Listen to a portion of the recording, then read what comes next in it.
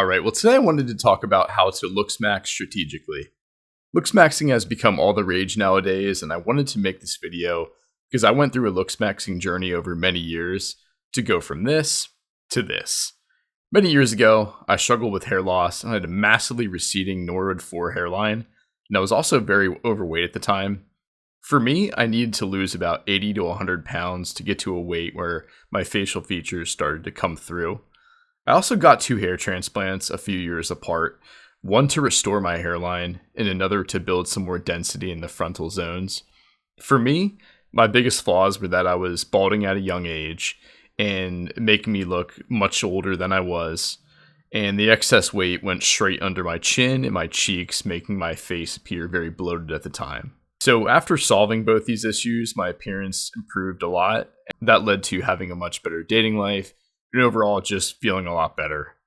I think the key with looksmaxing that we need to keep in mind is to try to be strategic about it. If you have a certain feature that you either feel really insecure about or that's causing your appearance to really suffer, that's where I think concentrating your looksmaxing effort on is really the way to go. You want to try to concentrate on looksmaxing features that are really bringing down your appearance a lot. So as an example, if you've got generally good features but you're balding and you want to fix that, you feel insecure about it, you can look into finasteride and hair transplants, as that'll probably give you the biggest bang for your buck. And hair is a feature that's very, very important for our appearance in many ways. Another example would be, take Adrian Brody for an example. Fairly decent looking guy, but he's someone who has like a very overly big nose. So if you're someone who has a very crooked or overly big nose and you feel insecure about it, you want to do something about it, a rhinoplasty might give you the biggest, a rhinoplasty will give you the biggest bang for your money, as a rhinoplasty can straighten out the nose as well as make it smaller. And since the nose is the central part of your face, this would drastically improve your looks. Another example would be like a guy with crooked teeth and a weak chin and jaw. Take someone like Matt Rife, the comedian. When you smile and you have crooked teeth, it can definitely be very unflattering, and getting your teeth straightened may give you the biggest boost in appearance. And that's something Matt Rife did. He got veneers, he straightened out his teeth, and then he most likely had some sort of jaw surgery because it looked like he had a weak jaw, weak chin before. And then after whatever he got, he now has, I'm assuming it's some sort of jaw surgery or maybe a chin implant. Now he looks much, much better. And for him, he had good hair. He had a fairly attractive facial features. For him, it was his lower third that he needed to work on. So when he fixed his teeth and he got most likely the jaw surgery, that drastically improved his appearance. It's really looking at your face and figuring out like what could you improve that's going to drastically improve your appearance, not necessarily trying to fix minor flaws that you have. Also, maybe you're a guy with yellow teeth and that's really bringing down your appearance when you smile. So you can look into teeth whitening.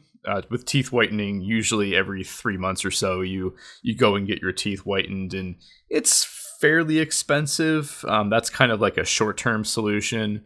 Or you can also look into veneers as a potential solution. Veneers are typically pretty expensive depending on where you go. They're less expensive, outside of the U.S. In the U.S., they're pretty expensive for the most part. Certain cities like Miami, down south, they're a little cheaper. If you do it somewhere out, sometimes out west in California or the Northeast like New York, they can be much more expensive.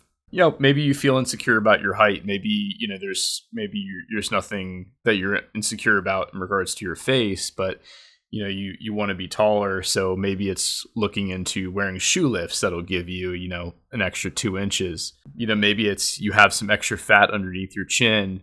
You have some submental fat that just won't go away.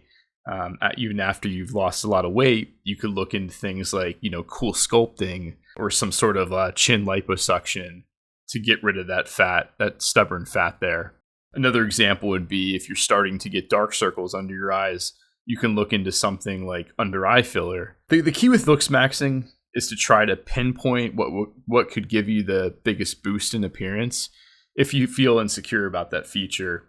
And then it's doing the adequate amount of research to fix it, to find the right surgeon or to find the right solution. In terms of soft looksmaxing, some things you can do are losing weight and ideally trying to get down to a 10 to 14% body fat range. That's the body fat range where I think most guys look good, where you're able to see some definition in the face and you have a decent physique. Another important aspect is trying to find a haircut that matches your face shape, potentially growing facial hair if you have like a weaker jaw, and then wearing clothes that fit you well and suit your skin tone, and building some muscle, obviously, and then developing a skincare routine. After soft maxing, if there's something that is still negatively impacting your appearance, that's where you can look into things like, hair transplants, rhinoplasties, teeth straightening to improve your look further. But make sure you do thorough research before doing any hard looksmaxing because, like I said, as someone who's had 2 hair transplants, I've got FUE scars in the back of my head, and I've got an FUT scar. If I were to ever shave my head or, buzz my head down to a very low grade, that'll be semi-apparent. So anytime you do any hard looksmaxing, make sure you do a lot of research and, get an opinion from, a reputable plastic surgeon. At the end of the day, it's not necessarily trying to become absolutely perfect looking and fixing every single minor flaw that you have. Fixing a minor flaw may give you a 1% boost in appearance, but fixing major flaws can change your life drastically. And those are the flaws that you want to focus on with looksmaxing, in my experience. Well, if you've enjoyed this video, feel free to give it a like, feel free to comment down below, and feel free to subscribe. Until next time, take care.